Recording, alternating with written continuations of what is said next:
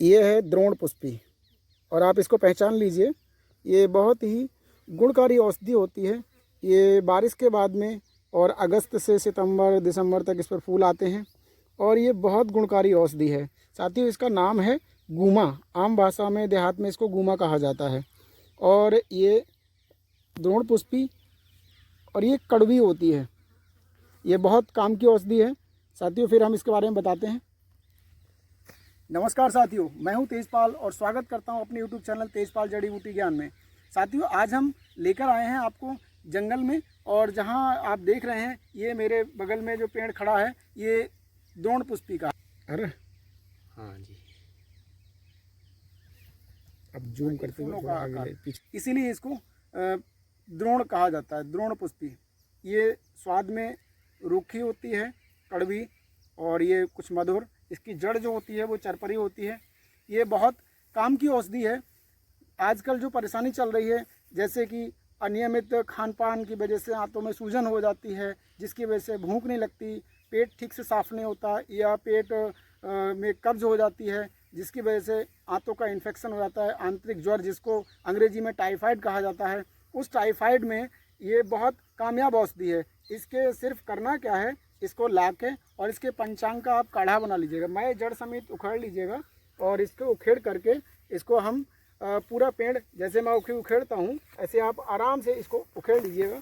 ये इसको आपने उखेड़ा और उखेड़ के इसको सबको काट लीजिए, और काट करके लगभग 10 से 20 ग्राम लेंगे और उसको 1 गिलास पानी में उबाल कर चौथाई रह जाने पर ठंडा करके पीना है सुबह शाम। ये कैसा भी बुखार हो, चाहे वो मलेरिया हो, टाइफाइड हो, या लीवर में सूजन आ जाती है मलेरिया बुखार होने की वजह से, जिसमें बहुत ज़्यादा पीली पेशाब भी आ सकती है, पीलापन भी होता है, और लीवर की वजह से ही हेपेटाइटिस सी, हेपेटाइटिस बी और हेपेटाइटिस ए ये बीमारी होती है, जो कि लीवर के लिए बहुत घातक परिणाम देती है। लीवर सोराइसिस जो बीमारी रहती है, कहीं उसी की वजह से जब गर्मी बढ़ती है तो खाज, खुजली और जो चर्म रोग होते हैं, वो जितने फंगल इन्फेक्शन हैं वो होने लगते हैं। इन सारी परेशानियों में ये गूमा द्रोण पुष्पी बहुत कामयाब औषधि है साथियों। ये बड़ी आसानी से मिल जाती है और बहुत आराम से पहचान लीजिएगा। एक बार फिर बता रहा हूँ, इसको आप देखेंगे तो इसके पत्ते लंबे और थोड़े से खुरखुरे टाइप से होते हैं, और इसके पत्तों को अगर मसलते हैं ऐसे, तो मसलने के बाद में इसके अंदर जो गंध निकलती है वो तुलसी के पत्तों की तरह रहती है। और ये आप ले आइएगा। इसके पत्तों को अगर हम मसल के रस निकाल लेते हैं, और इस रस में लगभग 2 चम्मच रस ले लें, उसमें 1 चम्मच शहद और थोड़ा सा अदरक का रस मिला के अगर आप सेवन करते हैं सुबह शाम, तो कितना भी नज़ला, जुकाम, खांसी हो, उसमें बहुत जल्दी आराम मिलता है। और किसी को अगर मलेरिया बुखार है, मैं बता चुका हूँ, तो मलेरिया के बुखार में इसके आप ले आएँ और इसका जो रस निकालेंगे, उस रस में लगभग 1 चम्मच रस में आधा ग्राम या 500 mg काली मिर्च का चूर्ण मिला लें, और इसको पानी के साथ सेवन कर सकते हैं। रस में मिला के चाट सकते हैं, तो बहुत जल्दी मलेरिया बुखार में ये फ़ायदा करता है। साथ ही ये बहुत ही कामयाब औषधि है। हमें ज़रूर इसका सेवन करना चाहिए और इसके कोई भी नुकसान नहीं होते हैं। हम ये औषधियाँ प्रकृति ने हमें निःशुल्क दी हैं, तो हम जो भी औषधियों का सेवन करें, वो एक बार सेवन करने से पहले हम अपने नज़दीकी वैद्य की सलाह अवश्य ले लें। साथियों, ये आप देख लीजिएगा, इसकी पहचान भी मैं बता चुका हूँ पहले, और कोई भी साइड इफ़ेक्ट नहीं होता है। आजकल बहुत ज़्यादा परेशानी जो चल रही है हमें देखने को मिल रही है, डेंगू, मलेरिया, मच्छर के पनपने से जो होता है। साथियों, बुखार के लिए सबसे ज़्यादा अच्छा काम करता है इसके पंचांग।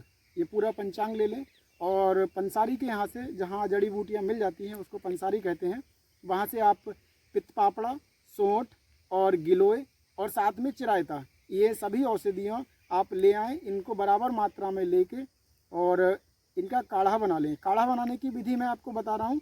जितनी औषधियाँ होंगी उन सब का वज़न कर लें। जैसे कि मान लिया हमने सब औषधियों को 50 ग्राम ले लिया, तो 50 ग्राम औषधियाँ उनका 16 गुना कर दें। 16 गुना जल लें और उस जल को हल्की आंच पर पकाएंगे। मिट्टी का बर्तन मिले तो ज़्यादा अच्छा है, और न जो है इसका काढ़ा हल्की आंच पर पकाएं और पकाते पकाते जब शेष चौथाई बचेगा तो उस काढ़े को 20 से यानी कि 4 चम्मच से 6 चम्मच तक सुबह और शाम लेने से मलेरिया, टाइफाइड, लीवर की समस्या बहुत जल्दी ठीक होती हैं और इससे जो है जो भी फंगल इन्फेक्शन होता है वो भी ठीक होता है। साथियों, इसको एक बार ज़रूर इस्तेमाल करें।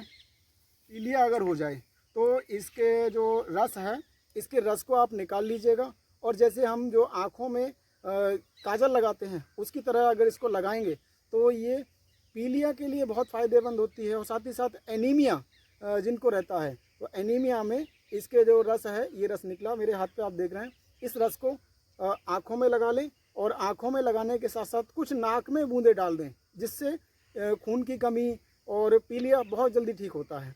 तो पीलिया के लिए ये रामबाण औषधि की तरह काम करती है।